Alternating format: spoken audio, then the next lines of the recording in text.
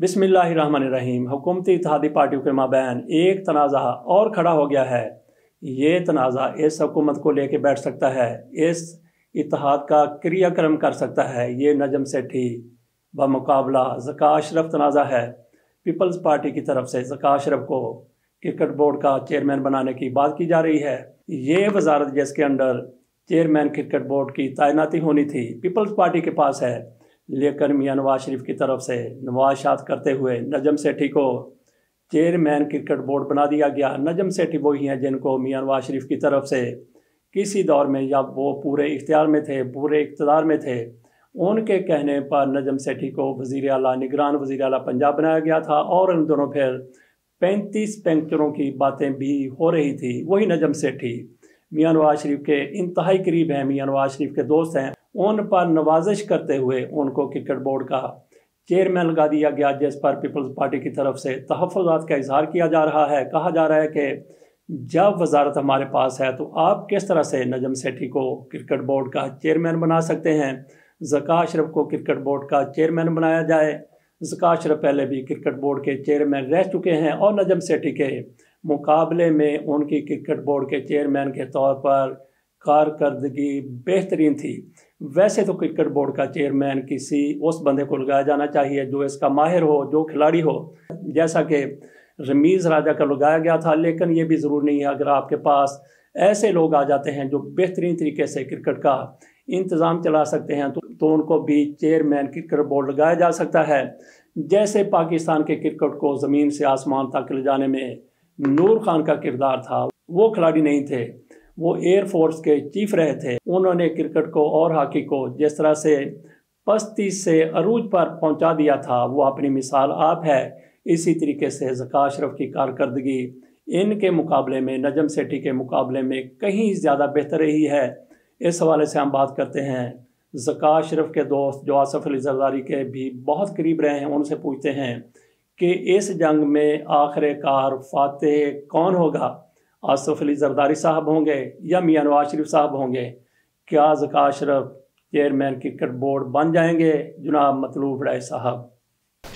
जी, मैं समझता हूँ कि ज़का अशरफ एक तजुर्बाकार ना सिर्फ बिजनेसमैन है बल्कि वो खेल के शोबे में भी, उससे पहले वो बैंक ऑफ यानी वो एग्रीकल्चर बैंक के ज़रीए तरक्याती बैंक के वो चेयरमैन रहे हैं।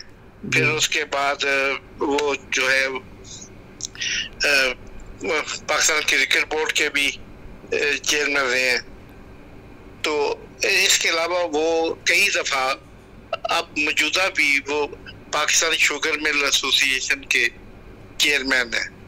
तो ये सारी चीजें प्रोफाइल उनका ये चीज साबित करता है कि उनमें टैलेंट नजम सेठी की काबिलियत को देखा जाए तो बहुत ज्यादा है।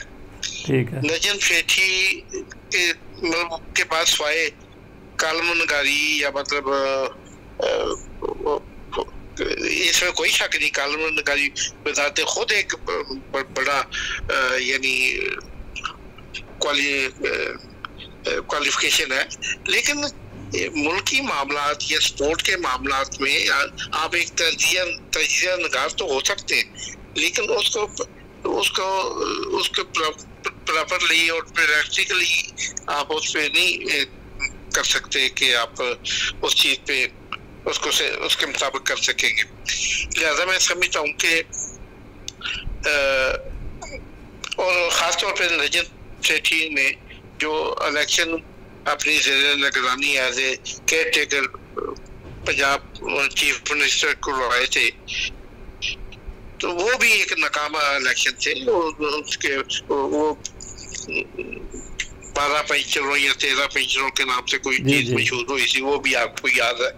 तो मैं समझता हूँ कि नजम सेठी को अगर वो इंफॉर्मेशन मिनिस्टर बना दें, क्योंकि तल्लक ज्यादा मीडिया से होता है तो इसमें वो बेहतर अकोमोडेशन है उनके लिए।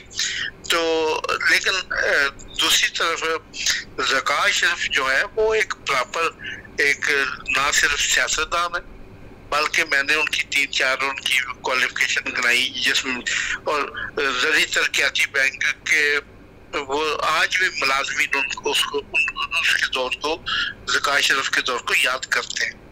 और क्रिकेट में भी जो 3 साल का अर्सा तकरीबन उन्होंने लगाया, उसमें भी उनके दौर में जो क्रिकेट जबकि बिल्कुल नीचे गिरी हुई थी, उन्होंने उसको उठाने में और उसको बेहतरीन तरीके से यानी पंजाब क्रिकेट बोर्ड को चलाया। तो ये इसको गैर सियासी ले आप तो फिर भी ज़का अशरफ का ज्यादा हकमंद है और वो कर भी लेंगे। मेरे ख्याल में जरदारी साहब इस पे कम्प्रोमाइज नहीं करेंगे, क्योंकि ज़का अशरफ उनके करीबी तरीन साथी हैं, वेरी राइट हैंड मैन। तो अब आप देख लें कि उसमें ये तो अब आने वाला वक्त पर ये तो हंडिया बीच चौराहे फूटेगी ना, ये जो पीडीएम वाली है, और शायद इसकी वजह ज़का अशरफ और नजम सेठी ही बने। लेकिन ये हंडिया भी पकने वाली नहीं है जी।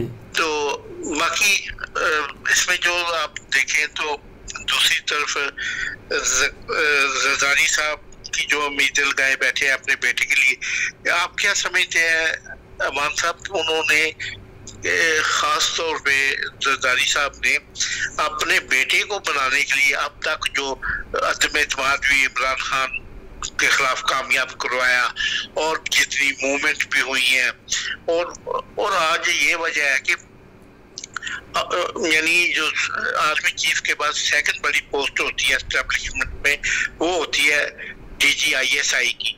DGISI भी नजीम रजा उन्होंने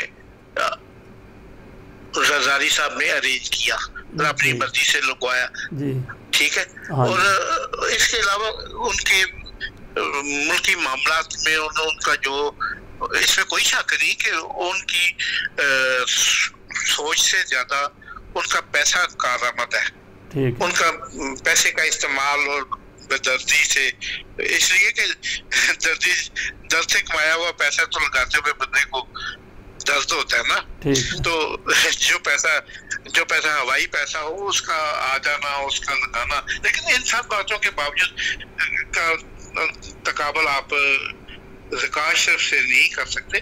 ज़का अशरफ एक क्वालिफाइड शख्स है, और वो मेरे ख्याल में जब हम सिर्फ क्रिकेट की बात करते हैं ना, तो क्रिकेट में ज़का अशरफ का और नजम सेठी का कोई मुकाबला नहीं जी। ठीक है, ज़का अशरफ 1000 दफा नजम सेठी से बेहतर तरीके से बोर्ड के मामलात को हैंडल कर सकते हैं, क्योंकि उनके पास मैनेजमेंट करने के बहुत से, जिंदगी उनकी पूरी इबारत है मैनेजमेंट से।